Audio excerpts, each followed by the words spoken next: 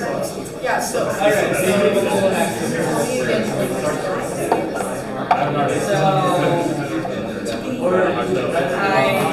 here until yeah, and then I think we'll head to Dallas. And then I'll be back for just missing July.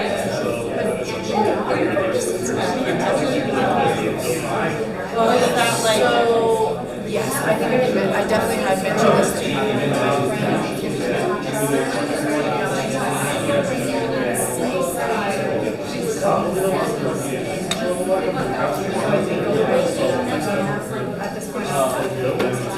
Hi, everybody.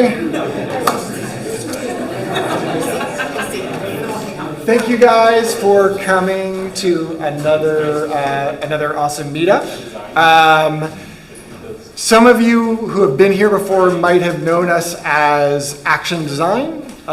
We are now called Bescy, which is a fun name meaning sort of Bescy and you, but everything we talk about is about behavioral science, but kind of offshoots of behavioral science. So, all sorts of psychology, including, also UX, gamification, behavioral economics, behavioral design, but everything is about sort of understanding how human beings make decisions and then how we can help ourselves and other people make better decisions. For good things in the world, we're not about teaching all the tricks to get people to buy more stuff, but really about how do you help people be more healthy, more sustainable, things like that are good for the world. So if you like this, then we do it every month. Usually we're the third Monday of the month here at Capital Factory. Over the summer, we're gonna change things up a little bit and do a couple that are not at Capital Factory. But if you like it, stay tuned to our Meetup page and you can kind of see what's coming next. A couple of things, so I just mentioned this, we are transitioning from Action Design to Bescy. Bescy is a really cool global organization. So we were Action Design Austin, in which we were part of Action Design Global, so that's now become Bescy Global. So there's Bescy meetups all across the world. There's also really interesting special interest groups about behavioral science for the environment or behavioral science as it relates to sort of systems thinking. So if you're interested, go check it out at bescy.org. And you don't have to travel. Most of the meetups are online. So I encourage you to check that out.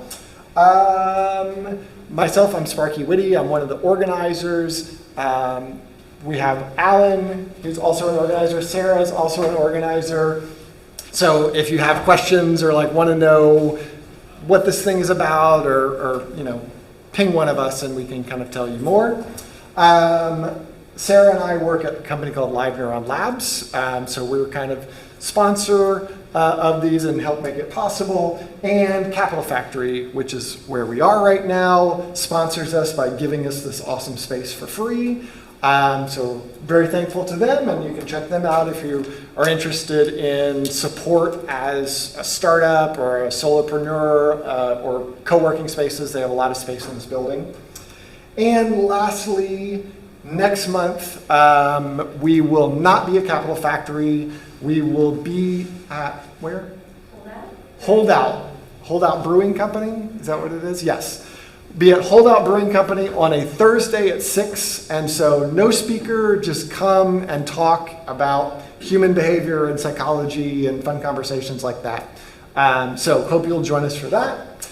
And you are all here today to hear from Erin Hudson. And this is pretty cool because, when we talk about behavioral science, things can get very sort of philosophical and, kind of academic. And Erin knows a lot about academics, getting her PhD, but this is a cool topic because we can all relate to it and live it and apply it. So I think that you're going to have a lot of fun with it. I'm really looking forward to it. And please welcome Erin while I change her computer screen.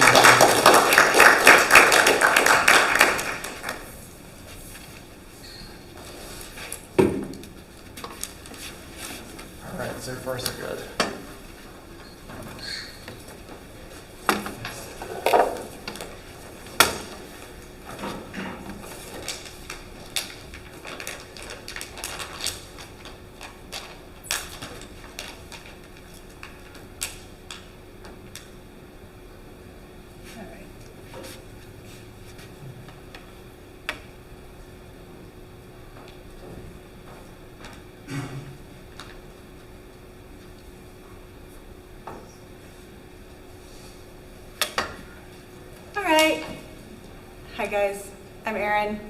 I am really excited to be talking to you guys this evening. I believe it was about 2 years ago I went to that June happy hour for the first time. I met Sparky via Habit Pro through a Slack group, and I was like, oh, I'm invited to happy hour. Yes, I'm going to happy hour. So it's really cool to, like, 2 years later, I've gotten to know so many people who are in this room and have the opportunity to speak to all of you today. Just as a way of introduction for those of you who I've not met, I am a recovering lawyer. I practiced law for full-time for about 15 years before I decided to go back to school and get a PhD down the road at University of Texas, getting a PhD in nutritional sciences.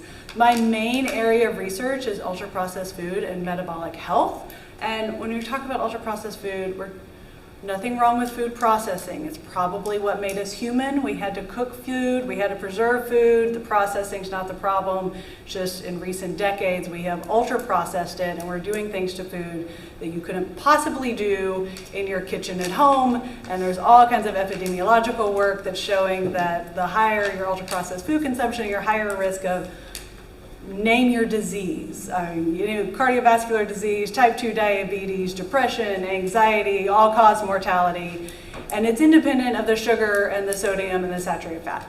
And we don't know why. So one of the things I focus on in my research is understanding what the problem is. And so I have a study right now where we're looking at continuous glucose monitoring. I'm using continuous glucose monitoring, looking at ultra-processed food consumption and measuring metabolic hormone levels, trying to figure out what's wrong with ultra-processed food. But I'm equally interested in understanding why we eat so much of it, which could be part of what I'm finding out about what it's doing to us, because if it's messing with our metabolic hormones. But there's a lot of other things that are causing us to eat ultra-processed food. We have a very broken food system, and there's a lot of commercial determinants of health that are driving the foods that we eat and the decisions that we make at the grocery store, which is the part that I want to talk to all of you guys about. Because despite the vigorous nodding I wasn't expecting about the biochemical piece of this, I thought what y'all would actually be more interested in is the behavioral science that happens at the grocery store. So that's what we're going to talk about today. And as many of you know, the behavioral science you're exposed to when you go to the grocery store happens before you ever actually go into the grocery store.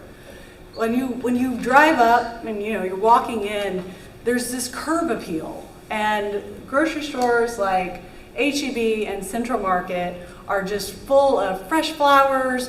Everything's blooming. They don't look like my flowers right now. I don't know how they have so many blooms. There's like eggplants with actually eggplants on them. Mine don't look like that. But they have these amazing, it's just abundant, fresh, looks like nature out there. Or there's overflowing, right now it's watermelons, right? Because watermelons in season, but it'll be pumpkins, it'll be whatever the fruit of the day is, just overflowing outside. And a lot of times, especially like Central Markets, are made to look like a farm or made to look like a farmer's market, so you get this market feel. Before you ever walk in, they are wanting you to feel like this is fresh, this is vibrant, this is abundant, and you're gonna walk in here and there's just more of this here. They're putting you in that frame of mind, right? And it works, right? You walk in, you're like, wow, look, flowers, and you're kind of in a better mood. They want you in a better mood. You're gonna buy more if you're in a better mood. So you walk in a better mood. But not all grocery stores are doing this. You know what, before I go on, I know we're live streaming, and I just wanna make a note. We are in possibly the best place in the country to buy groceries. Whole Foods was invented here. Central Market was invented here. We have H-E-Bs everywhere, and they're like sprouting up out of the ground, bigger and better than ever. I don't know if y'all have been grocery shopping in other places in the country recently. It is not like it is in Austin. So we are very privileged to live here, and as much as I'm going to point out all the tricks they're doing to us, we really are very privileged to be grocery shopping in Austin, Texas. And I also want to acknowledge, probably many of us in this room are also very privileged to be able to go to these grocery stores, go to Central Market, go to Whole Foods. So I've lived in South Texas in Brownsville on the border. I know that not every H-E-B looks like this. Not every Walmart's going to look like a picture of Walmart I show you. I know that it doesn't look like that everywhere. So that's not the part I'm going to focus on today, but I just want to acknowledge that We are very lucky here in Austin, Texas. So I'm going to talk about what I think maybe a shared experience we have in our grocery stores. So the curb appeal. So there's all these stores that do the abundance approach, and then there's the stores that go the opposite way.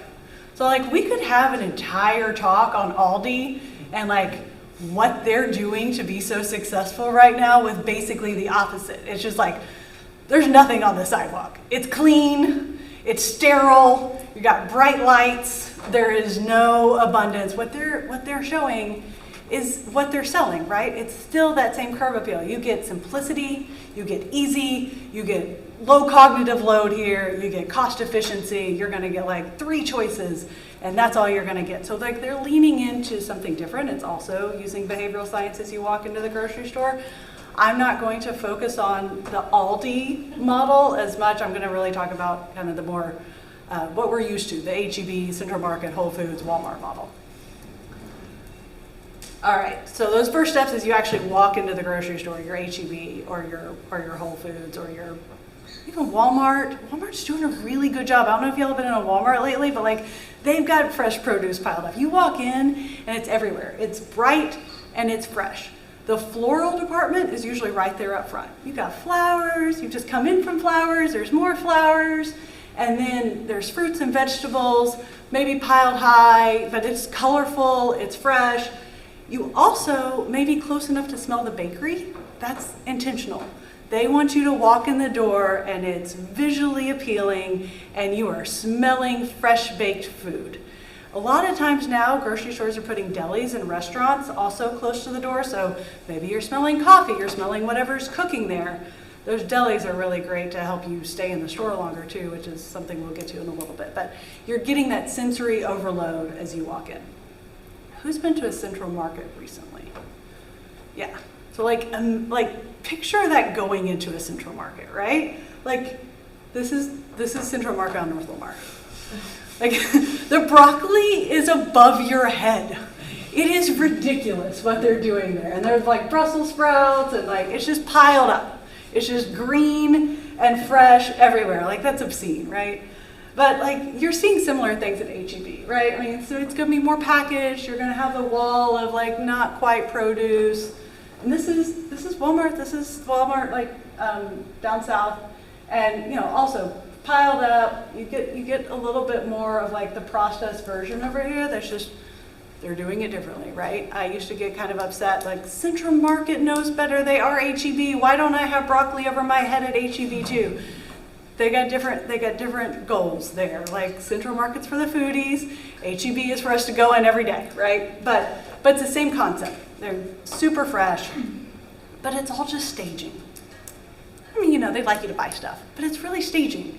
They want to create the impression of this is fresh, this is bright, this is abundant, and as you walk past this, you're going to see even more of these things. There is something I think a lot of people in this room can appreciate because we all love behavioral science. Like as I started thinking about this, I'm like, actually this is kind of inconsistent with a lot, like, we all know the jam study. Everybody familiar with the jam study? Like if you give people 24 jams to choose from, they're not going to buy nearly as much. If you just give them 6 jams to choose from, they're going to buy like 10 times the amount of jam if you just give them less choice. And there's actually even more recent literature looking at grocery stores showing that less choice results in happier customers and more purchases. But still, we've got this abundance model, unless you're Aldi, right? But we're still leaning into this abundance model. I think most grocery stores have like 30,000 SKUs.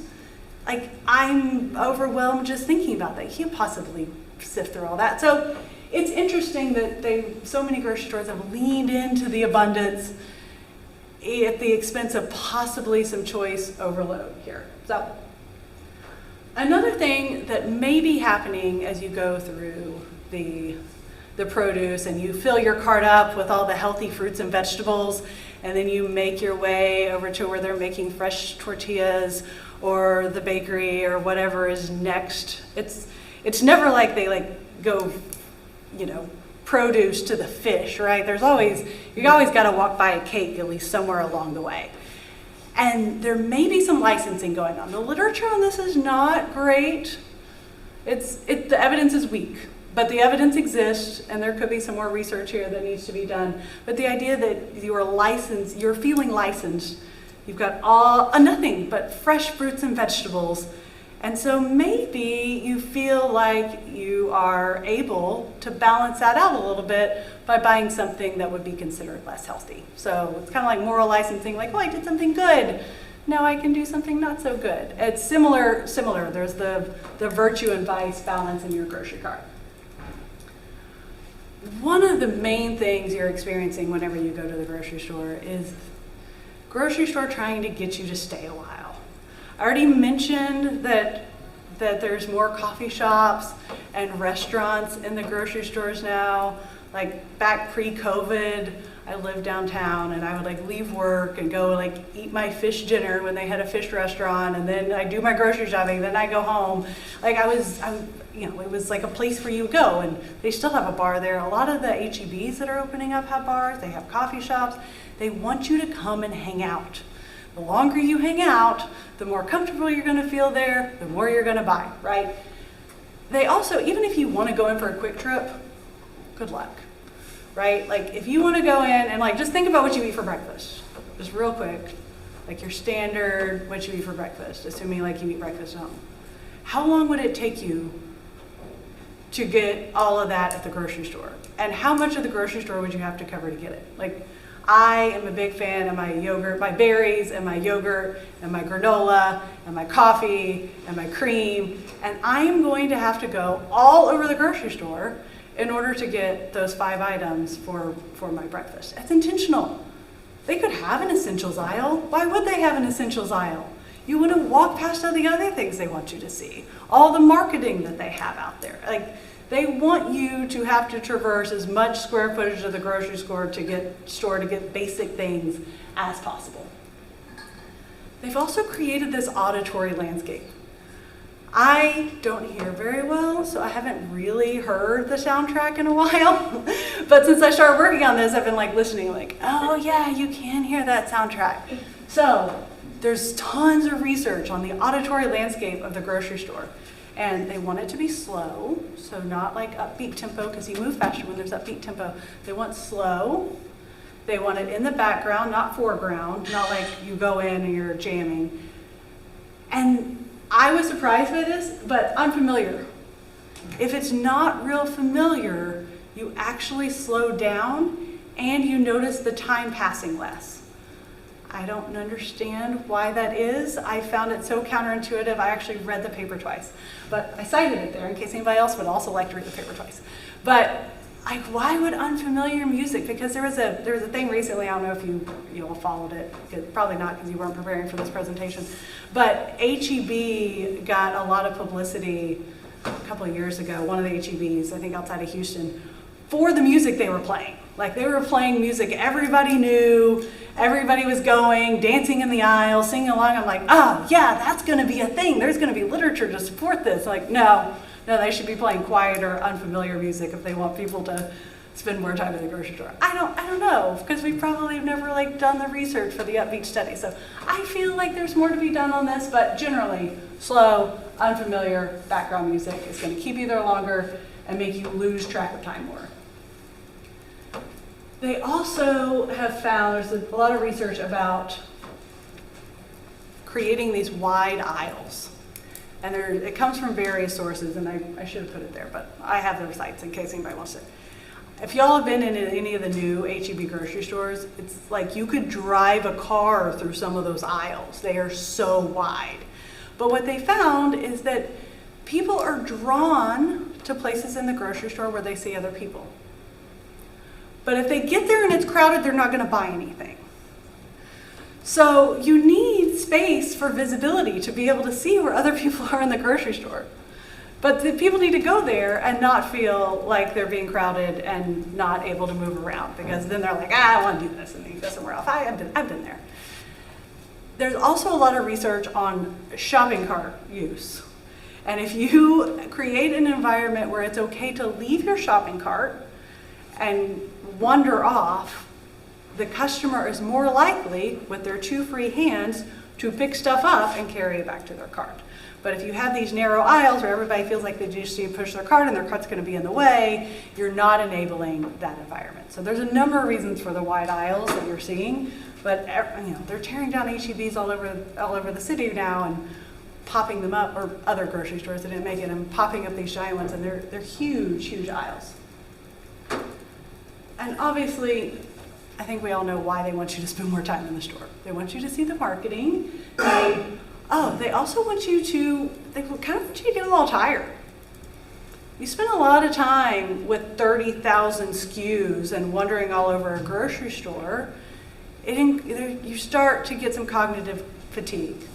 And as you get more cognitive fatigue and your cognitive load increases, your decision making becomes a little more erratic.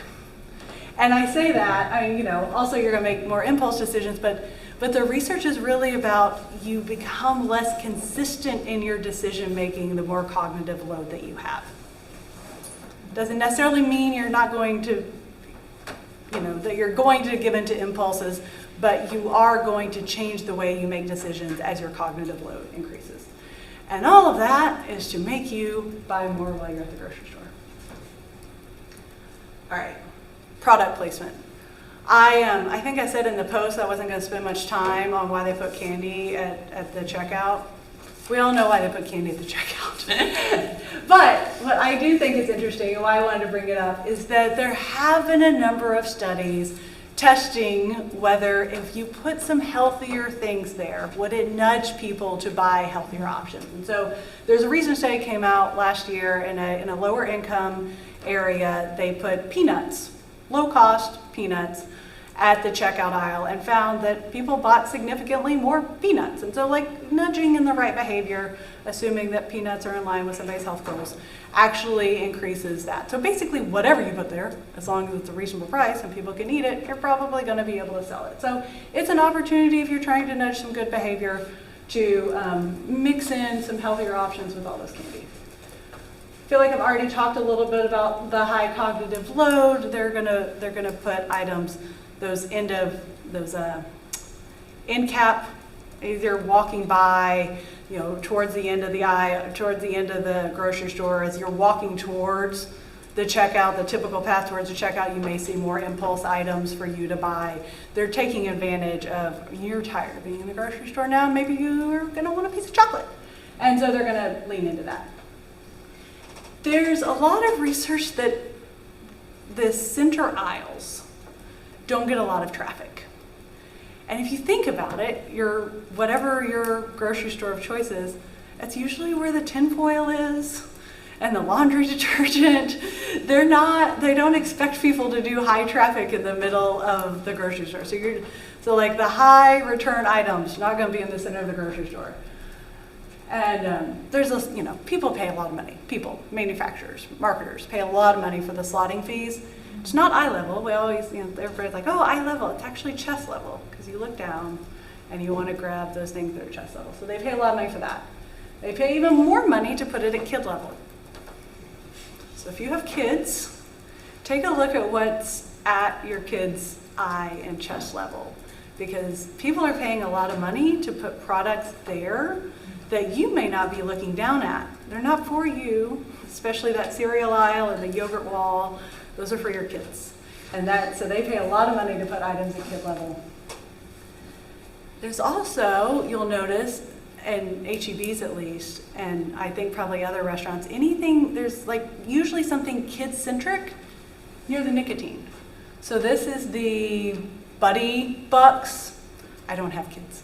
I don't really know about Buddy Bucks, but I know Buddy Bucks is a thing that kids are really excited about. And so they're having this really winning experience right next to the cigarettes and the Juuls. I like HEB. No, don't want to say too much here, but I think the nicotine manufacturers may be paying for that placement there. I don't know. It's a hypothesis. All right, but while we're talking about kids, let's talk about package designing for kids. Obviously, bright colors, fun fonts, familiar characters. bluey yogurt. Like they put cartoons that the kids are watching on ultra-processed food for the kids to buy. Also, this really cool study, it came out about a decade ago. The cereal characters, the characters on cereal boxes, look down. They're making eye contact with the kids because that eye contact actually builds trust, even in an inanimate object. It happens for you too, by the way. Like the cereal for you, those characters are looking right at you because they're building trust even through an inanimate object. It's just the way our brains are wired. And so the kid's cereal looks down and they're making eye contact with your kids. Bright colors work for us too. There's a lot of money spent on color psychology. Colors like red and orange and yellow are associated with food. Colors like blue are like water, but not other food really, like blueberries. That makes sense, right? But purple you don't see very much, so like it seems like the colors of the rainbow, but every package, there's a lot of thought going into what color makes the most sense for this. And there's all these people making all this money on color psychology, marketers, and I guess color psychologists, I don't know if those people exist, but there's a lot of work on that. There's also just little things, and as behavioral scientists in this room, y'all know it's the little things like symmetry. There's a study that came out that just showed people different packages. It's the same food, but they showed them symmetrical packages and asymmetrical packages, like one with like, it's just a picture of ice cream with like 2 strawberries and one with just 1 strawberry, and which one's more appealing? And 2 strawberries, because it's symmetrical.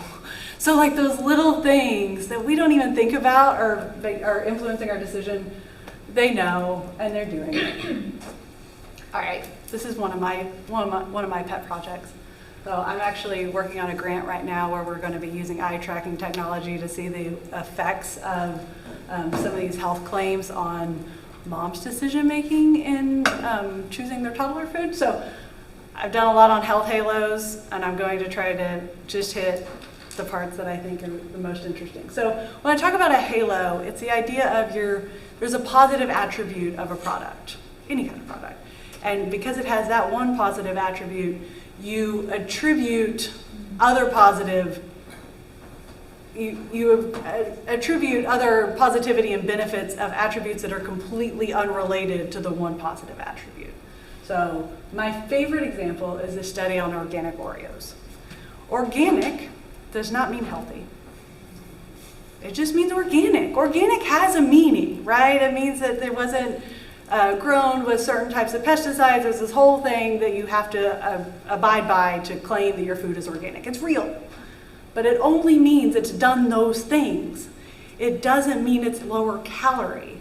And so in this study, they had Oreos and they had still just Oreos, but they said that they were organic, right? So it just says organic Oreos. And participants were able to see the calories and the ingredients and all that. They were identical.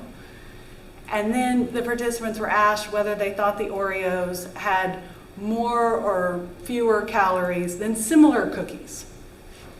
And people who were exposed to the organic Oreos, significantly more likely to say that they were lower calorie than other cookies.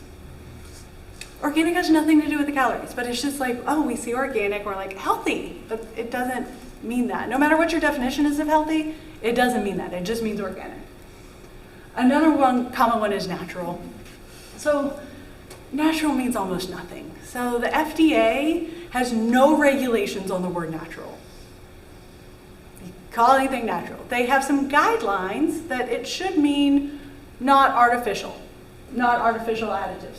The USDA does have some regulations regarding what natural means, but it's all about the after processing. It's not about how the cow, for example, is raised. The cow can still be raised in a feedlot with hormones, with antibiotics, fed GMO corn. Natural doesn't mean that it's not any of those things. And it also doesn't mean healthy. Even if it means no artificial additives, it doesn't mean anything else about the food. So some other fun things that are natural. Arsenic, mercury, botulism, snake venom, all natural. Like when we see natural, we're thinking this, but that's not what it means. But the manufacturers know that. They know we're putting a health halo on when we see it. Most recently, we've got plant-based, which is just vegan, but vegan is less polarizing and it's hard to sell vegan to everyone. It is a lot easier to sell plant-based to more people. And for the meat analogs, I mean, these are ultra-processed. We don't know yet whether they are healthier than beef. For some people, they may be. For other people, maybe not. But at the end of the day, they're ultra-processed food. Now again, I'm doing a lot of research. I'm figuring out what's wrong with ultra-processed food. Maybe there's nothing wrong with these, but we don't know. But to ascribe healthiness seems a bit premature. Also, there's a lot of foods that are accidentally plant-based, like Coca-Cola and Oreos and original Pringles. So plant-based, again, it's just this halo, right? We can see it, we're like, oh, that must be healthier. Like, maybe, but maybe not. So I decided for the sake of time I was actually going to show this YouTube video, but I've dropped it here and I can share slides with you, or you could just Google it. There's this guy who redesigned the Dorito package so it looks more natural. Some of y'all are nodding like you've seen it. It's really cool. He takes the Dorito package and basically is like, I'm gonna put a little farm here, gonna soften this up so it looks more rustic, make it look like maybe you got it from the farmer's market, and now here we are. It's still Doritos, but it looks natural. So just because it's got a brown label on it or looks like paper or has a picture of a farm, we tend to think this must be healthier. And I'm guilty of it. I study ultra-processed food. I'm like, natural's better. But we don't actually know in a lot of cases. And so we're often deceived by this. So what can you do? You can plan ahead. There's a lot of research showing that if you go on with a plan, you're less likely to be influenced by these things. That's not groundbreaking. Make a list, go to the grocery store, don't deviate from the list. I don't make a list. I don't know who makes a list. But those of y'all who are making lists, you're doing really well. You're doing really well. You're avoiding it. But if you're really feeling like you're succumbing to some of this, making a list helps. Go alone, especially if you have kids and you are able to go alone. There's so much market research about the pester power of children, and children are being marketed to pester you to buy the things that were never on your list. If you don't want the music to set your soundtrack, you can put your AirPods in, set your own soundtrack, put on something upbeat so you move faster. Shop on the outside of the aisles. That's where the whole food is, on the outside. You go through the produce, into the meat and the seafood, and around to the dairy and the eggs. Cover your eyes when you walk past the yogurt wall, and you're gonna get less marketing. There's no advertisement for apples, not real strong advertising for eggs. There's just less influence there. Lastly, hold your cart. All this research about people who let go of their cart, you empty your hands, you can buy more things. If you walk around with your cart, your hands aren't free. But I would say you can let go of your cart because then your hands are free to look at what you're actually buying and not be influenced by the health halo that they're putting on things. So that one cuts both ways. But I want to switch gears just a little bit because I recognize through my time getting to know you all that this is a group that's pretty techie. And we are moving now into a world where most people, I don't know what, that may not be accurate. A lot of people are online shopping now. They're buying groceries online. How many people have bought groceries online this year? Yeah, we're all this has just become normal, especially post-pandemic, it's normal. And it's interesting, all this in-store consumer research has pretty complicated methodology. You've got to watch people, or you've got to get the data from loyalty programs and hope that they use their loyalty card so you can track that, or you can look at the inventory of the stores.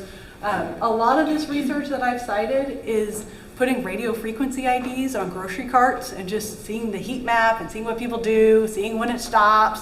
But that doesn't capture people who aren't using a cart. And so as a result, we have surprisingly recent evidence on things like if you free your hands, you buy more. It's like, no, really? Like, it just takes a long time to do this kind of research, right? And then you have to decide whether you can generalize the findings. Is this everyone? And we all understand the problems with the heterogeneity in behavioral science research, right? And these in-store consumer research is really not accounting for that. And then to implement the findings, you might have to build a new grocery store or do major remodeling if you're like, oh, well, this flow doesn't work. And so it takes a while. But now we're all online. And so a lot of the historic approaches that grocery stores are using are not really transferring to the online environment, right? So they can't create a full sensory experience. I can no longer smell fresh bread through my computer, right? And there's no incentive for them to keep us there longer. We all have had the experience of like, this is taking too long. Like, we're just not gonna do it. If it's on our phone, we're just not gonna do it if it's taking too long. So like there's like the opposite goal here of reducing cognitive load, making it easier, making it more efficient, the more Aldi approach, right? And what is interesting is like sometimes I've read a number of things saying that the online shopping is in part keeping some of these brick and mortar grocery stores afloat because they're just distribution centers. But as a result, the in-store shopping experience is better because there's fewer people there. So you still have these big grocery stores that don't have all the people in them. So grocery stores are adapting quite a bit as a result.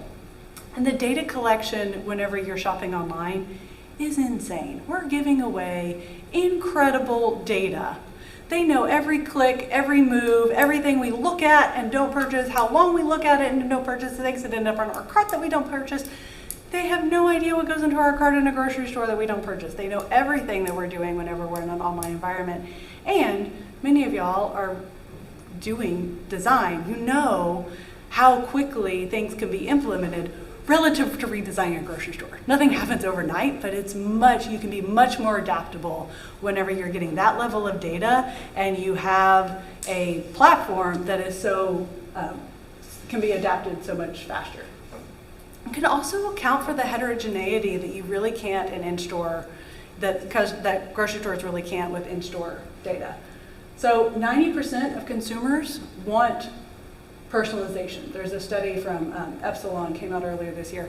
They did a poll, or did a survey. 90% want it. We all want it, right? Like, I want personalized. I want to open up my HEB app and it not try to sell me potato chips and hot dogs. I'll get there. You'll see why I said that.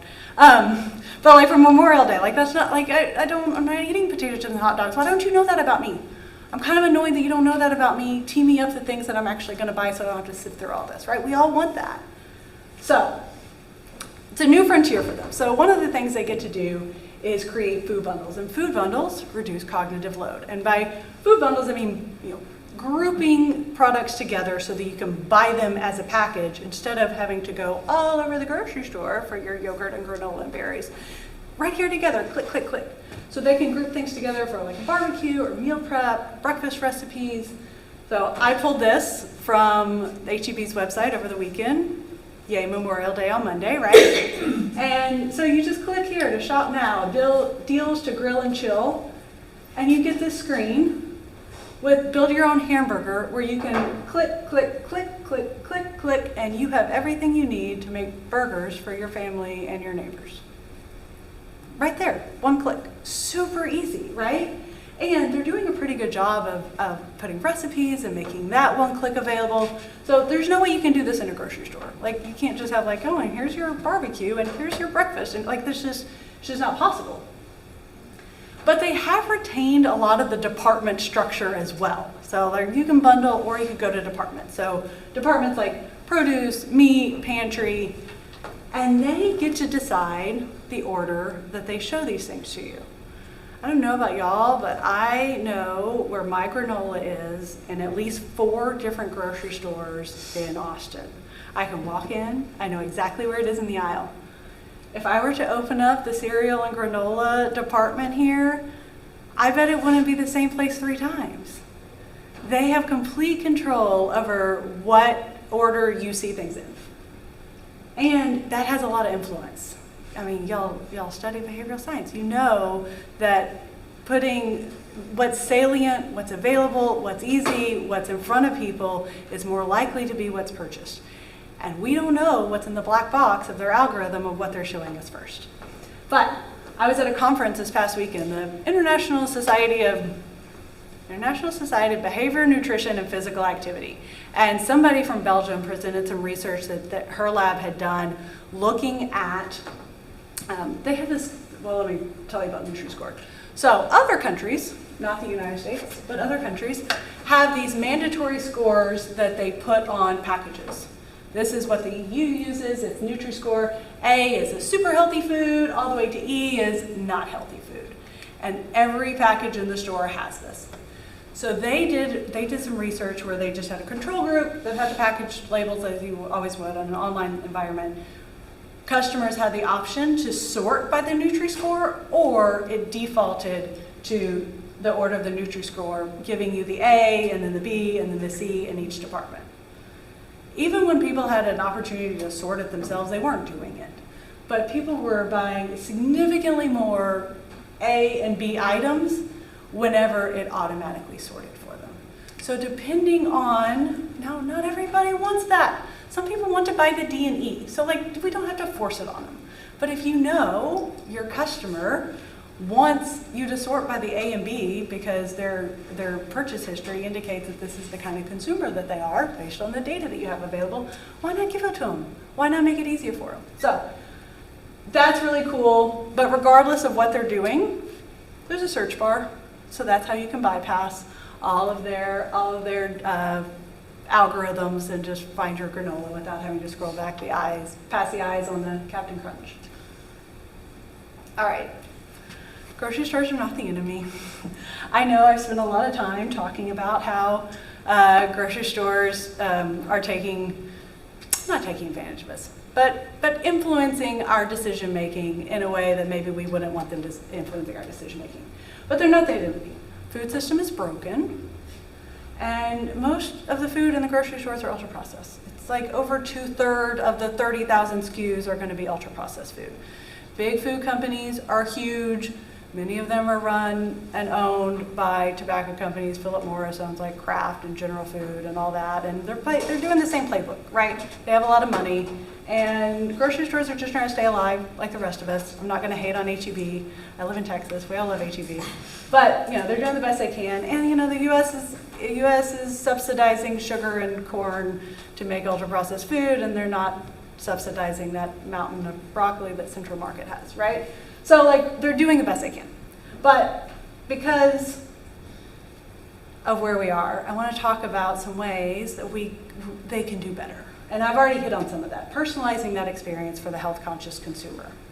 We don't have to force it on everybody, but if grocery stores know their customer wants the more health conscious options, they can tee those up to them in a way that they buy them. And unlike in a grocery store, they can tee them up. They can tee up the healthier products that have the highest profit margin, right? Like maybe they're not promoting the apple because they only make 10 cents on the apple, right? But maybe the reason we have a mountain of broccoli is because the broccoli is gold for them. They can do that online in a much more effective way so that they are promoting health as well as maintaining the profit that they're trying to maintain. They can also avoid choice overload. No mountains of broccoli, no 30,000 SKUs. If they're personalizing it, they can tee up the 10, 20, 30 things that you may actually want in each product category and probably sell more as a result.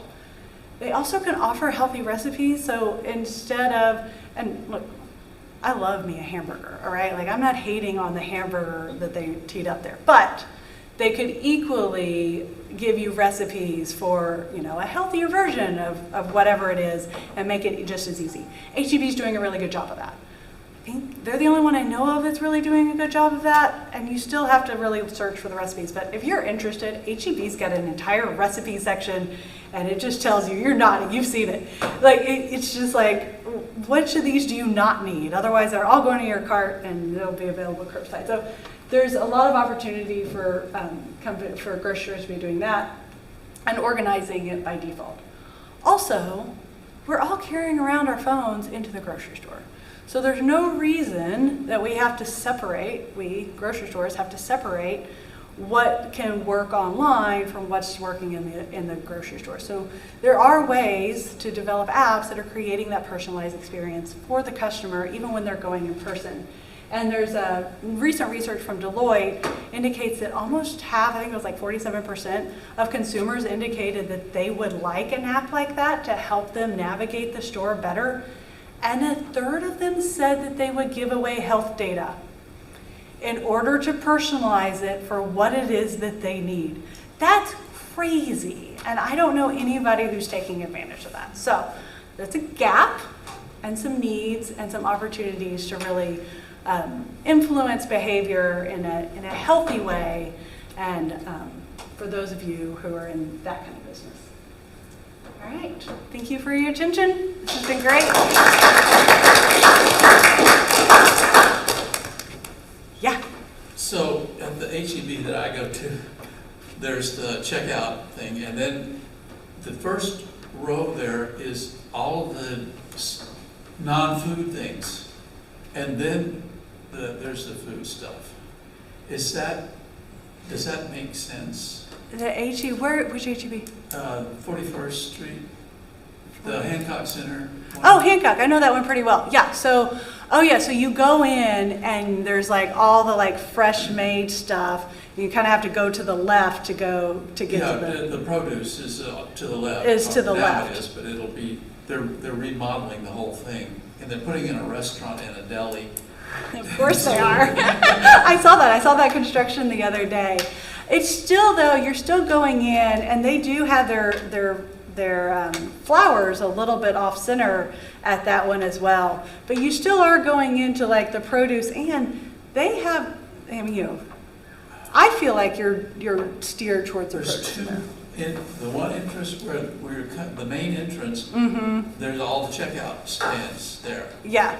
And there's no flowers or fruit or anything.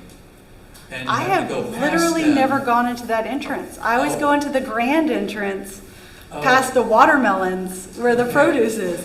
That is a good point though, because like if you're going into other entrances, they may not be leaning into that as much. And that one's actually pretty, because you end up like on the far entrance, you're in like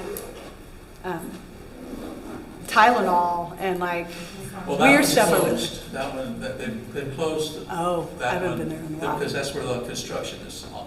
Oh, maybe that's why. Maybe because it's under construction. Yeah. But I've never, like, I used to live in Hyde Park, so I used to go to that one quite a bit. And I was always a little annoyed by the way that they put all the packaged, the ready-made food there. But the produce is there. To the You left. still get chips and guacamole and watermelon, so it's not exactly the Central Market experience. But, and a lot of grocery stores, like if you go to Whole Foods, there's the entrance into the produce, but they made it so the middle entrance at Whole Foods, there's this wall of Waterloo that's like always like changing the design, so you still have the bright, colorful, and then the third entrance is next to the coffee shop, so you smell it. So, yeah, the Hancock one may be rearranging to a point that I'm not as familiar with that. Yeah. Is there any research that suggests that online shopping is already, without the interventions that you kind of pointed out, that could nudge us towards healthier things, that just by default the experience is more healthy because you're not exposed to all of the marketing and... It hasn't fully been teased out yet. You are exposed to a lot of marketing because like they're pushing. I gave the example of scrolling past Captain Crunch. I really did look for like where does my granola fall in this, and I had to scroll past all the Captain Crunch. So far, there hasn't been the research to show like as a whole whether we're leaning towards more healthy options online. It's coming though, I'm sure. You know how long that takes. Yeah. Did you learn anything about the strategy behind how people get their receipts? No, how people get their receipts? Yeah, I'm every time I buy things, I'm like, why am I not getting itemized data about these purchases, right? A lot of it's going into loyalty programs, which gives everybody else good insight. But like, I think it would be very useful to make that easy. I think about that every time I pass on my receipts, because like coming back to the ultra processed foods thing, right? It'd be so easy to like, hey, here's a month worth of purchasing data. You know, how much percentage of your stuff went to ultra processed food? But like, I feel like there's so much locked in what's in the receipts that's not being acted on. I'm like, that's either some kind of logistics problem with POSs, or it's intentional, or it's literally like people just haven't been asking the questions. I'm just curious, have you? No, I didn't look into that at all, and I haven't even looked at my own receipts in a while. I think they would be very revealing. Yeah. Because it also straddles the line between like how much should a gallon of oil cost versus like natural oil. Like what's the going rate for like top quality organic oil? Why would you spend anything beyond? Or like natural oil versus like, you know, Hummingbird Organics from Eugene, Oregon, right? But really interesting products. You're like, oh, $35 for a gallon of oil. Is that actually expensive? Is that a good deal or not? Yeah, and you know, I think all those answers are in like actually doing something with your receipts. Yeah, and like back in the day, you know, it wasn't that long ago. There were grocery stores that would match competitors' prices. Yeah. How much does your broccoli cost? Yeah. From one trip to another? I don't. Yeah, think how does it change? Because Yeah. you got to get no like receipt and record of that fluctuation. Like what's the movie Memento or something where he forgets everything he does every time you go into the grocery store. It's almost like that same thing. I don't really have any continual history with this. Right, like there's no frame of reference of, oh, well, is that a higher price or a lower price? I'm from California. This is the cheapest apple I've ever seen. You know, I'll take 10. Yeah, there's not a whole lot. Wouldn't they want you not to know? Because if you go and That's you my say, oh, point. broccoli's a little higher today than normal, you're just not going to buy it. That's my And point. you're going to walk and say, broccoli's a little lower today than normal, I'll buy more, but now they're making less money with broccoli. So I would think that they would want you to go in and say, I have no idea how expensive broccoli is relative to the normal price. I need someone to buy it. So some of the time you'll buy it lower than normal and they'll make a little less. Some of the time you'll buy it higher than normal and they'll make a little more, and you won't know the difference. I have not, I'm gonna look into that though, because I think that would be, because you know they're using, Plastic. the grocery stores know it. They know exactly how the prices are fluctuating, but there really isn't, there's not a lot of transparency about from one day to the next, is this the same amount that I used to be paying? On that topic, like, I'd be curious to see if people would have like an accurate understanding of their own behavior. Like, if you ask somebody, you know, are you generally healthy when you go to the grocery store? Like, do you think you're like 10% healthy? Like, do we think people would? People do not have an accurate assessment. Right. They do not. But maybe they could, and then how But that influence behavior. They could, and you know, there's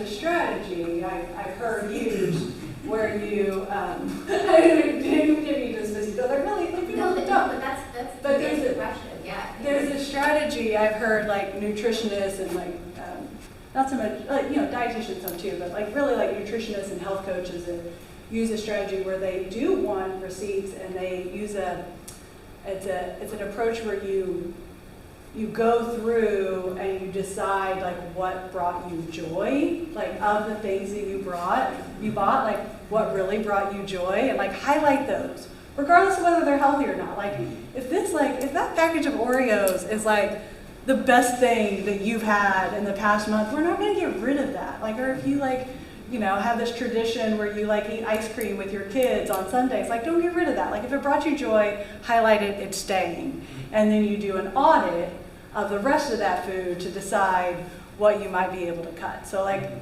but without receipts, it's really hard to do that. Actually, I'm working on a savings product right now, and a friend of mine built what you just described for general purchases, and it has a massive impact on helping you save money, because like my wife and I cut our budget over a year by like 30%. I think it originated Huge. with And that it's, budgeting. like, we like now, if you expect us to spend $80 on dinner, we're like very serious about whether or not we'll commit to that. When like a year ago, like $150 for some random dinner, great. Yeah. And then you don't even know, like, was it good? I don't know. Yeah, was it good or not? But if you're having to think, like, is this something? I think the concept actually came from the finance. People during COVID were really upset about expensive eggs, and not to dismiss the fact that some people can't spend $12 on eggs, but some cartons of eggs are actually probably worth $8. Yeah. Right? Like. Yeah. No, they eggs. I almost had like slides on eggs because eggs seem to be one of the most confusing things. Like, what does access mean? What does free range mean? What is like nobody access. Access. They may never actually go outside. That's what that means. It just means the door opens every once in a while and they could go out, but they don't. So yeah. They saw sunlight once. Yeah. What's that? They saw sunlight once. They saw sunlight once, and we wouldn't have stopped them if they had wanted to go outside. Yeah. So I'm just wondering how many of these lessons that behavioral science in a supermarket can also be applied to like Costco or like Walmart or Target, where there's a supermarket and a mix of like other consumer goods. Like I know Costco, there's like wide aisles of electronics are in the front. There's like $2 hot dogs in the Costco is an interesting one because like they have wide aisles, so you can like push giant things through it. You know,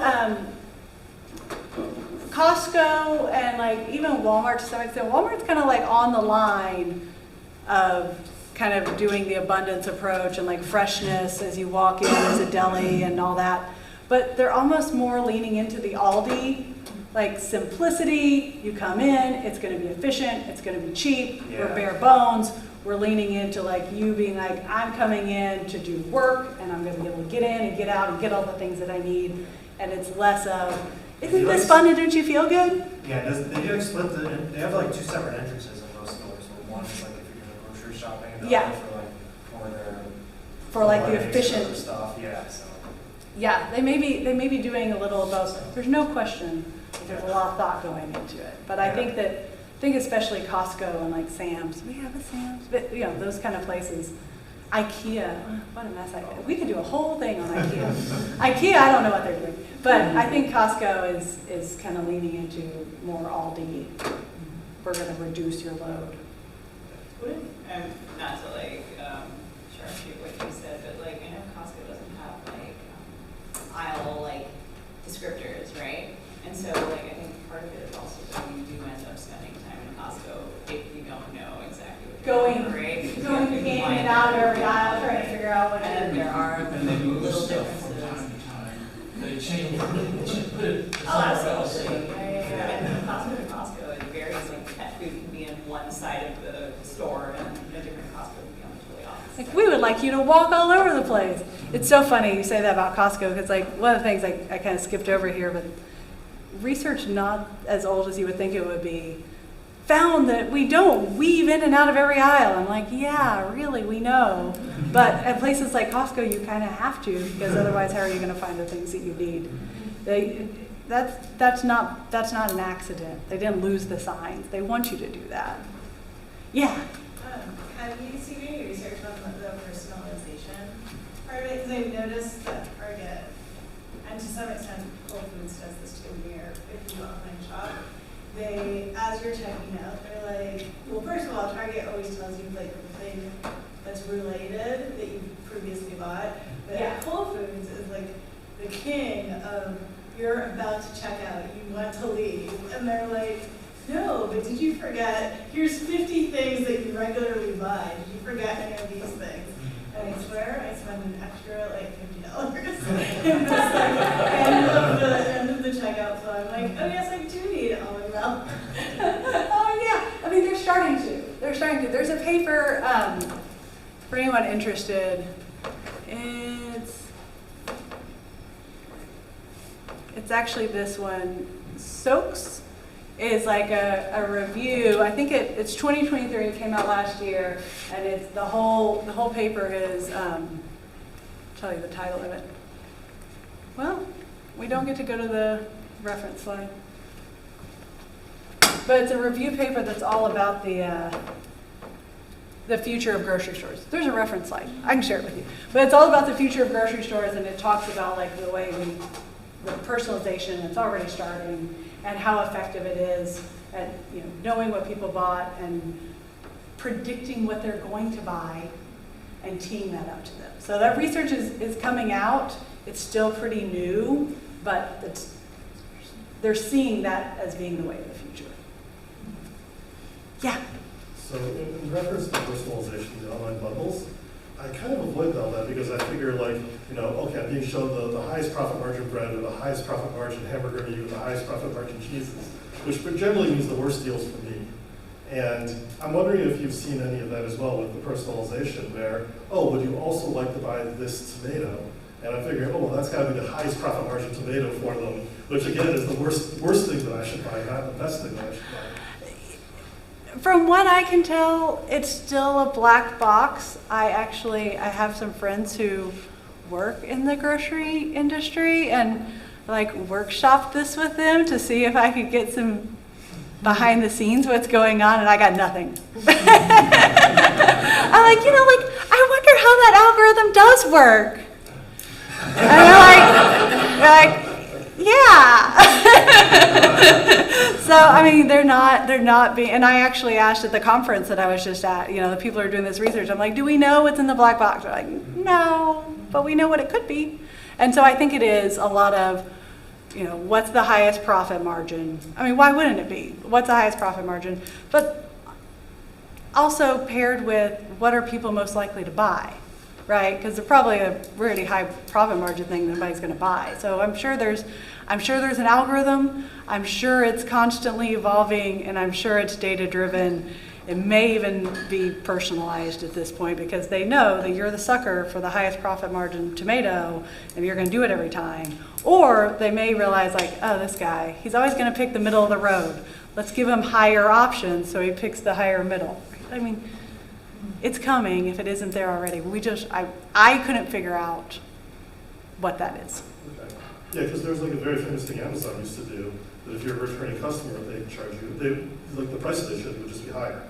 And so, like, a long time ago, if you used to sign out of your Amazon account and look at the price that added to your cart, and then sign into it, you'd pay less. That's amazing. Because you've already done your comparison shopping, you've already decided that Amazon is the cheapest. And so now you just go back there without doing your comparison shopping next time. That is so interesting. Now we're all get it for free, as long as we pay our whatever it is a year. But that's, yeah, I mean. This was about 10 years ago, so. And, Amazon really led the charge, right? I mean, Amazon was ahead of everybody. We were not buying groceries online, but we were buying everything else online. And so they've perfected it, and I'm sure that H-E-B and Whole Foods are hiring Amazon people to help them figure it out. I mean, why wouldn't they be? I mean, Whole Foods is Amazon, but yeah. They're playing all those games. I don't know enough about what those games are to talk about them intelligently, other than be aware that they're games. Yeah. So actually, in your slide about fighting the influence that the grocery stores would put into our minds, right? I was kind of hoping to see one thing that I try to follow. Never go to a store empty stomach. Or There's research on that. That's okay, real. Yeah. I mean, we all know it's real. You But end up buying somebody got way paid to do more. a study on that, and it's real. Yeah, you end up buying way more shit that you don't need. Yeah. So like everything seems very enticing when you're hungry, when you're tired. Also your cortisol levels, like I think there's like probably a whole other thing that you feel more stressed out because you're hungry. Your prefrontal cortex isn't working as Yeah. well whenever you're deprived, and you get like a little bit more animally, probably gonna buy more carbs and sugar. Yeah, it's all very real. Yeah. Yeah. I like how you like talk about like groupings, like by buying a hamburger you get like all the things together. Like why don't we do that anymore? Why don't we do? Why don't we do that? Like why don't grocery stores like do that? They just like give you like Oh, package. the bundling? Yeah, bundle. I mean, part of it is it would be really hard to keep, the cheese and the lettuce and the things in the hamburger meat cold and the bread not cold and all together you just have. I've often thought it would be really awesome to have a couple of those bundles They're like the easy, like 30-minute wholesome meal in the produce department, all the things you need together. You would think like that would be, propose that to your local grocery store. I think there's like Brew Apron and like some, those like ready to like make food, just like buy. So that again? Buy like their subscription, like they send you like some recipes. Oh yeah, you can certainly buy the subscription, and but again, you're buying a subscription. It's not the in-store experience. It's something outside, and you can use they could be using their apps of like, come to our grocery store. We will guide you to the things that you need, or or on Tuesdays it's this meal, on Wednesdays it's that meal, and it's just like ready to go for you to take home. Like there's all kinds of options. Do you have? Yeah. So with things going more, online digital, even as things are now, do you worry that things could get worse as technology gets better and people can get more data about how to manipulate people?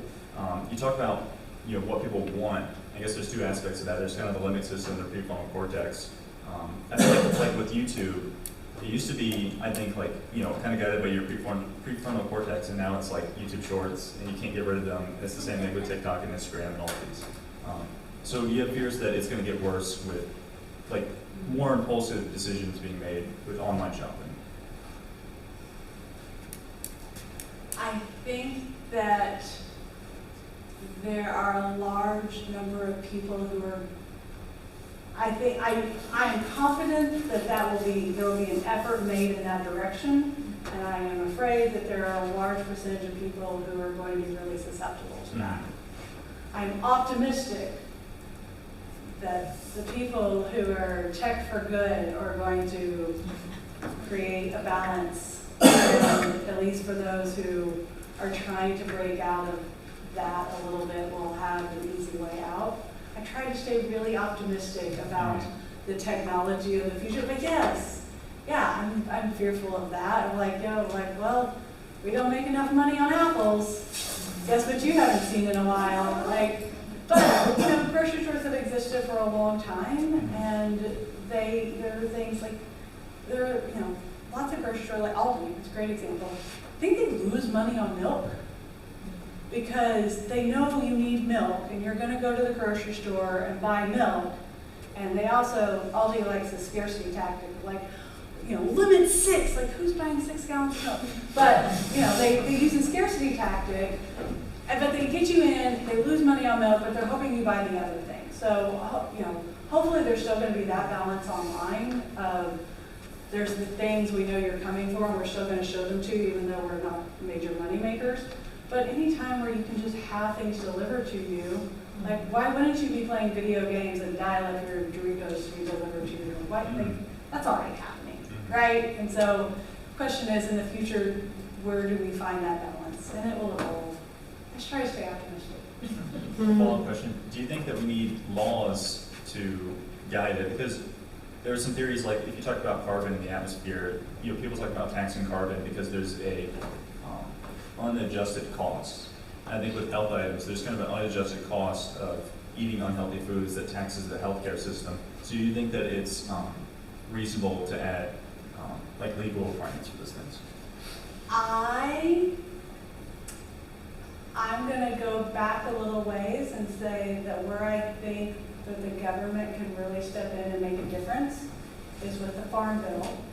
And if we weren't subsidizing sugar and corn that goes to feed feedlot cows and make high fructose corn syrup, then it wouldn't be so cheap to buy Coca-Cola, and we could subsidize apples. Mm-hmm.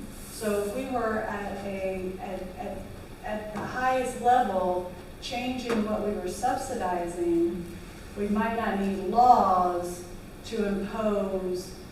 It would be really uncomfortable. The prices of everything would go up. There'd be farmers who would it would. I'm not saying that's an easy fix, but no law is an easy fix. But from the highest level, we're, as a country, are spending a lot of money subsidizing the food that's causing the metabolic crisis. So I feel like at an individual level, saying you're going to pay a lot more money to do this, well, you subsidize this, and now you're going to make money off of me. So I do think there is a place for policy and legal change, but I think it's probably in a different place than what you were just asking. Absolutely. I have a whole soapbox on farming, and I would like to come to my TED Talk. Are you a fan of the Berkeley soda tax? Am I a fan of? Berkeley's, they created like a city soda tax. They've got a lot I of think national press for its negative things, but it ultimately had a huge impact on people buying, expensive soda. It's ginormously useful. I am generally in favor of that. I am generally in favor of taking a similar approach as we did to cigarettes, which included taxing them, making them very expensive. I think, it's a similar playbook, so we operating a similar playbook may be a good approach. So I'm not opposed to a tax at all. We're also still subsidizing tobacco, so, maybe the tax is an easier way to do it. The cake tax. Yeah. For the really health conscious, I think that Thrive Market's kind of an interesting online store, but I was wondering if there were any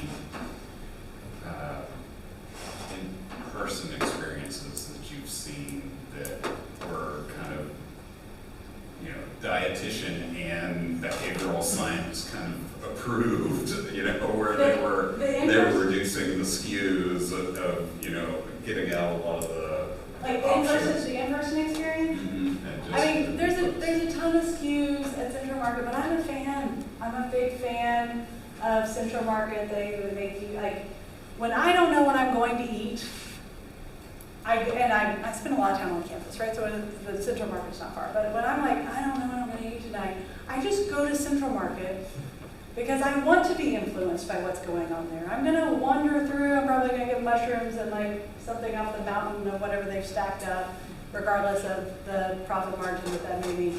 I want to be inspired, and then I'm going to be dumped into probably the best fish market in Austin, and then dumped into you're not dumped into the cereal aisle, right? You get to kind of navigate through, and I find it to be an enjoyable experience. I love to cook. Not everybody does. A lot of people find it very overwhelming, but for me, I'm inspired there to eat fresh fruits and vegetables. So for me, it is really effective in getting me to buy the kind of things that I already want to buy. There's still a lot of SKUs there, though. Yes, sir. Do you know of any good, so I just in Boston called the Meetup app, YUKA, which is you can scan product labels, it's for food and cosmetics, and it will kind of give you a snapshot score, similar to the one they have in making food. But basically, additives, or calories, or sugar, or whatever you care about, you can also filter.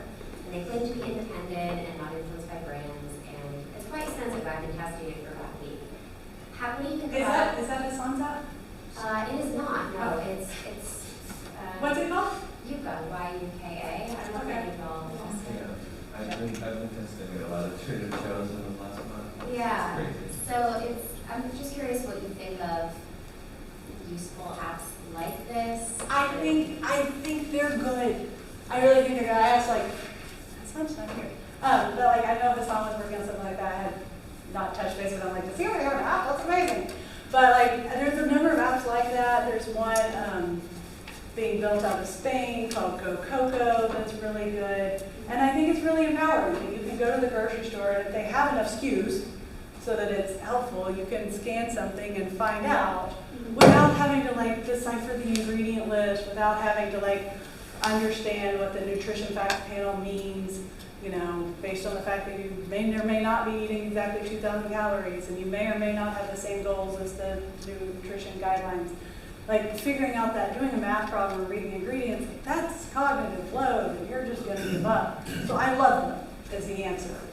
I don't know that we have one. I think it would be awesome if we had one that everybody could use.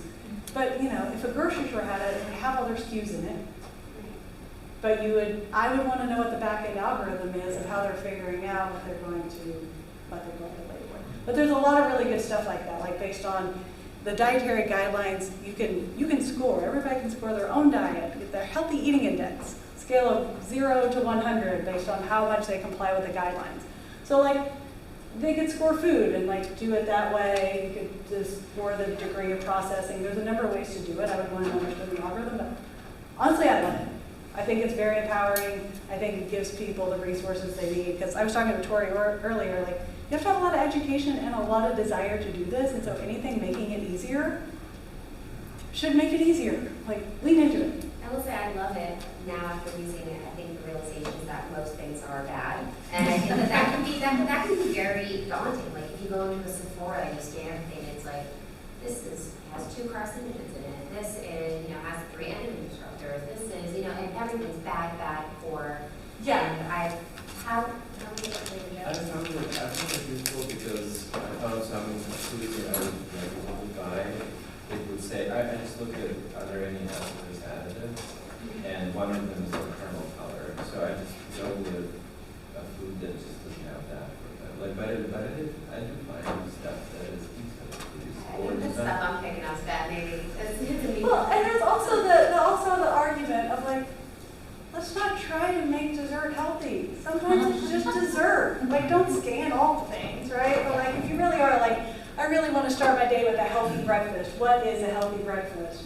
Okay, but like, sometimes food is fun. Just like, okay, it's fun.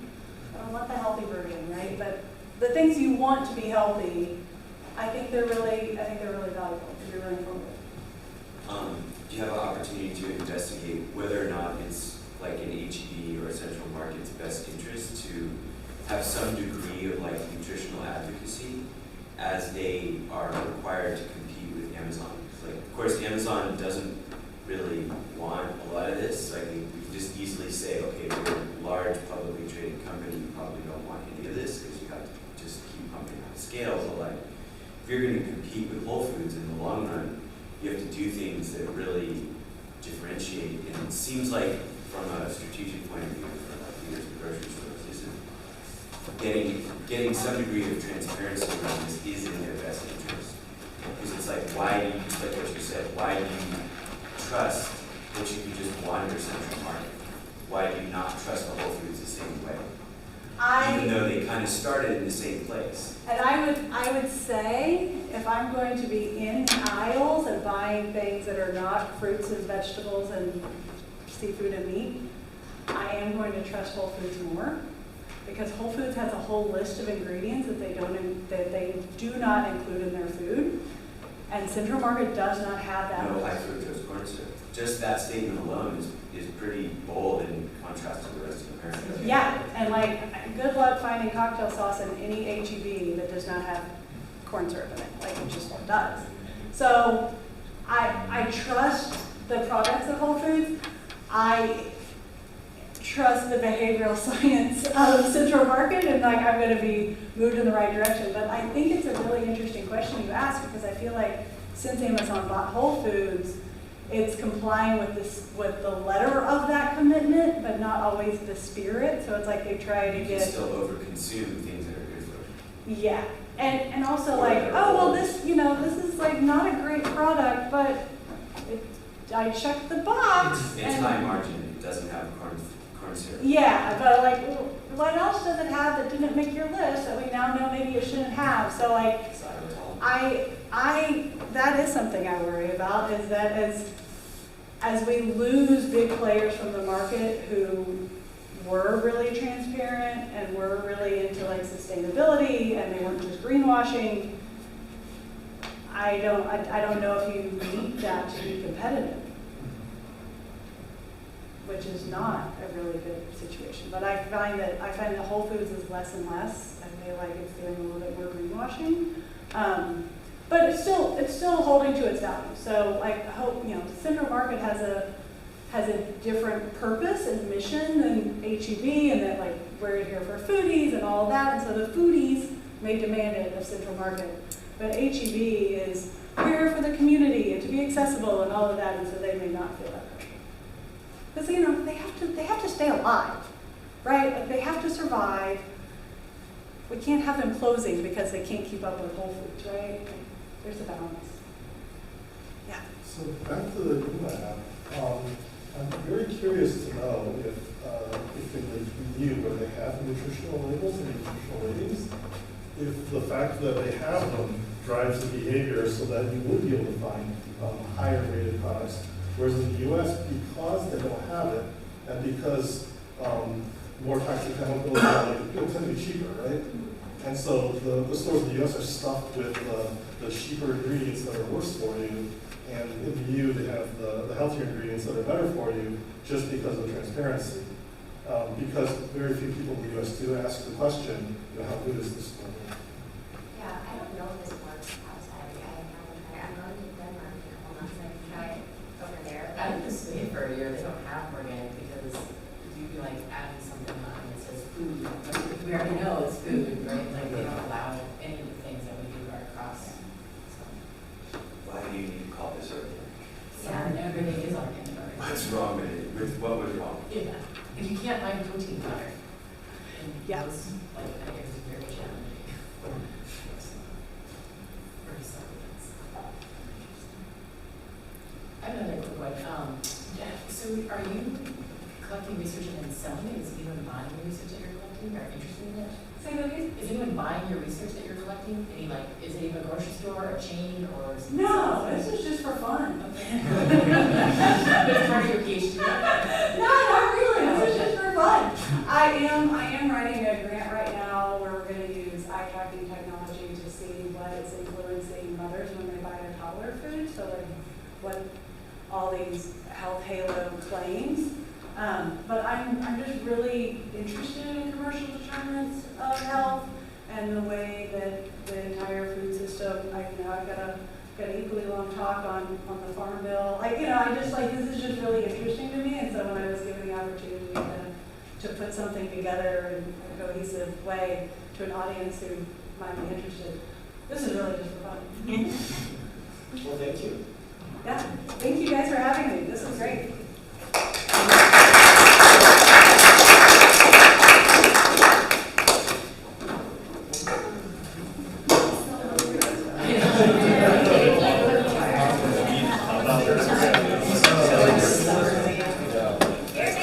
Very nice to meet you. I can't believe it. Did I tell you about the Kroger initiative? How they're trying to roll out, this was like a year ago that I was talking to someone at Kroger about this. Kroger's headquartered in Cincinnati, so I know a lot of Kroger people. Oh yeah, that's right. They are trying to do this initiative where people can opt in to link their pharmacy records to their shopping app / coupons they get in the mail. Yeah, I know, because this guy I was talking to, I was telling him about Texas Stride, and he was like, oh my god, like, we should hire you, like, that's going to be, like, people with diabetes are going to be our biggest, hopefully our biggest consumers of this new rollout, like, we really want them to connect, because then the pharmacists and nutritionists can work together to recommend diet plans, and not only will we give them healthy recipes and give them products to buy, but give them coupons for it. Well, isn't that a great initiative? Such a great idea. I don't know if it actually happened, but it's such a good idea. That's a really good idea. I know. That's why I'm optimistic. I know. And like he was like, I'm like, yeah, I know it sounds like it's gonna be bad, but I still have optimism. Oh yeah, with this question. Yeah. I was like, ugh. Yeah, you handle all that. Like the row. That was so interesting. Thank you so much for coming. It was really nice to meet you. Absolutely. Great to meet you. We were just talking. She was telling me about an initiative. Yeah, at Kroger, where they're trying to roll out this initiative to let people link their pharmacy data to their shopping data, so that pharmacists and nutritionists can recommend healthy plans for them based on whatever condition they have, like diabetes. Skills come from So that's hiring. one good Yes. positive of new Very grocery natural. stores. I'm glad that I have to. Yes. Yeah, Kroger is apparently built out. Okay, so you were very used to it. So I'm very used to answering questions Yeah. I don't know the answer to. Right. Well done. That's a lot of fun. I feel like I should give these. That was wonderful. Thank you. So So nice to meet you. I'll go to the next one Okay. too. Yeah, I'm I'm here. around and hold out so easy for me to get to, so I'd love to go. Yeah, let's see each other before then. Yep. Okay, sounds good. Are these slides available online, or is the talk available, like? I can share slides. Okay, yeah, that would be great. Yeah, and put on the if Meetup? I share slides with you, can you? Yes, I'll post them on the Meetup Okay, page. yeah, I would be interested in that. And there is a reference slide. I don't know why I didn't click to it, but you can see on the. Was this recorded? Just out of curiosity. It was also recorded. I'll put the link to that on Meetup as well. Okay, yeah, I have friends who would be very interested in this. Awesome. Awesome. Yeah, this is a lot of fun. As I was like talking, like, oh, my friends at Whole Foods might not like me saying that. Like, every once in a while, I'm like, I'm being recorded. Wait, was the Q&A recorded too? I mean, here's my crazy questions. like, what are your thoughts on? Like, ooh, I'm on record. But yeah, I'm happy to share with you guys. I promise I will share with a lot of other people. So. Thank you. I appreciate it. Thank you for thank you for coming. Oh, wow. That's pretty good. What was most interesting for you? So, I'm in technology, and so I'm on the other side of things, where it's like, oh, how can we take advantage of these trends? Well, that's kind of why, like, originally I was like, I'm just going to talk about in-store, like, I had all this stuff, I was like, this is an audience of people who do tech, and like to ignore the fact that we're shopping online would be a mistake, right? So what's transferable, what's allowed, what can you learn? Well, it's my feeling that profit has the right behavior, and so if you make it so that good behaviors are profitable, then that'll naturally happen, right? And so my fear really is that ultra processed is cheaper, and so that's why it gets pushed, right? Why do people use so much? Because it's a higher profit market. And so that's what people are pushing. Do you profit more from people who are like grossly overweight? Well, the thing is, it's profiting more, right? So the grocery store is probably hard. The health system probably is, right? Other people that care about these people probably are not, right? So how do you balance out the cost? How do you transfer the cost of the externalities back to the people that cost them, right? That's the basic policy question of government. And so thank you for that question about the cost transferring cost back and forth of the laws, because I'm trying to figure out how it naturally happens in tech. I don't know that I see an answer to it without policy changes. And yes, I agree on the farm bill, so you don't need to give me that time. I mean, it would be a hard change in the country, but I think. Well, so some large businesses would make a little less money. Yeah. And what other harsh changes would happen? Well, I mean, we have all this land, we have people farming that land, there's a lot of people. But the people that are subsidized by the farm bill are way by and large the large corporations, not the people farming the land, right?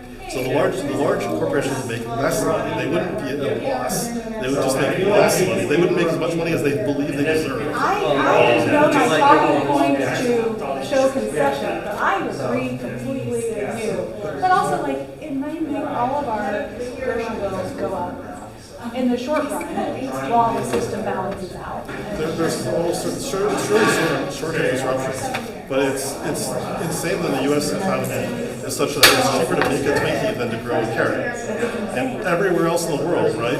If you're poor, you eat lots of vegetables because those are the cheapest things. In the United States, if you're poor, you eat lots of Twinkies because those are the cheapest things. So you can make the argument that it's very rational for poor people to buy potato chips because those are cheap. Cheap source of calories, right? Those are the cheapest. And they're convenient. And so if the food economy was like everywhere else in the world, the cheapest foods are the healthiest foods, whereas if you're poor, you naturally have a health benefit from eating healthy foods, so you need fewer medical bills, so you stay healthier.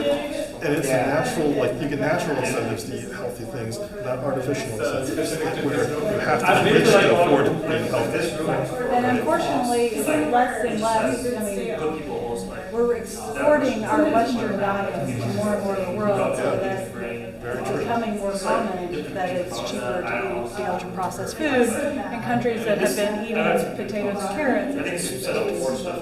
Well, it's cheaper to import Mexican labor to grow the corn in the United States and then ship the corn back to Mexico than it is to grow the corn in Mexico.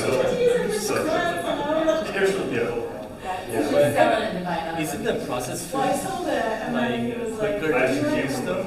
Like, if you were to grow a garden, it's gonna take you months. Oh man, yes. Spinning out a turkey, like, you can do it like much quicker, right? well, what about the ingredients that go into it? I mean, growing a potato takes months, growing corn takes months. Like, all the ingredients take months too. So it's not like the Twinkie, from seeds to finished Twinkie. It's not like the Twinkie takes less time than from seed to a carrot. I feel like Potatoes, let's say they are perishable, right? Like once they process it, the shelf life It's goes much forever. longer. Right. And And same thing with wheat. That's what that's basically, this said, but it. yeah, so in a way, you're able to make it cheaper because it's processed.